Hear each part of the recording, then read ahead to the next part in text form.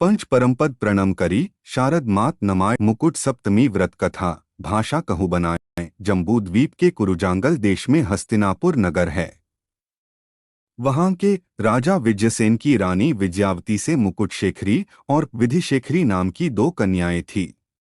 इन दोनों बहनों में परस्पर ऐसी प्रीति थी कि एक दूसरी के बिना क्षण भर भी नहीं रह सकती थी।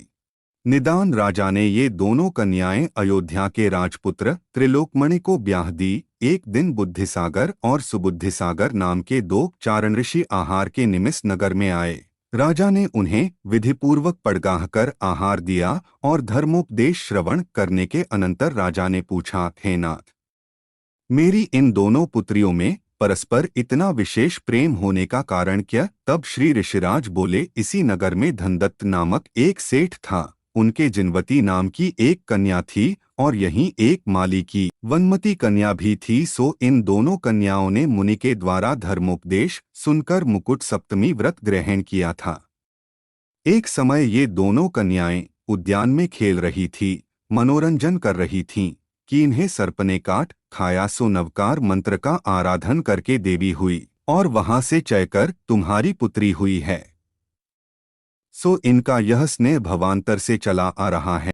इस प्रकार भवांतर की कथा सुनकर दोनों कन्याओं ने प्रथम श्रावक के 5 अणुव्रत, 3 गुणव्रत और 4 शिक्षाव्रत, इस प्रकार 12 व्रत लिए और पुनः मुकुट सप्तमी व्रत धारण किया। सो प्रतिवर्ष श्रावण सुदी सप्तमी को प्रोषद करती और ह्रीं वृषभतीथ करेभ्यो नमः इस मंत्र का जाप्य करती तथा अष्टद्रव्य से श्री जिनालय में जाकर भाव सहित जिनेंद्र की पूजा करती। इस प्रकार यह व्रत उन्होंने 7 वर्ष तक विधिपूर्वक किया। पश्चात विधिपूर्वक उद्यापन करके 7 उपकरण जिनालय में भेंट किए। इस प्रकार उन्होंने व्रत पूर्ण किया और अंत में समाधिमरण करके 16वें स्वर्ग में स्त्रीलिंग छेद कर इंद्र और प्रतिंद्र हुई। वहां पर देवोधित सुख भोगे और धर्म ध्यान में विशेष समय बिताया।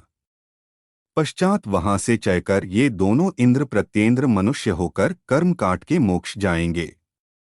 इस प्रकार सेठ जी तथा माली की कन्याओं ने व्रत मुकुट सप्तमी पालकर स्वर्गी के अपूर्व सुख भोगे। अब यहाँ से चयकर मनुष्य ही मोक्ष जावेंगे।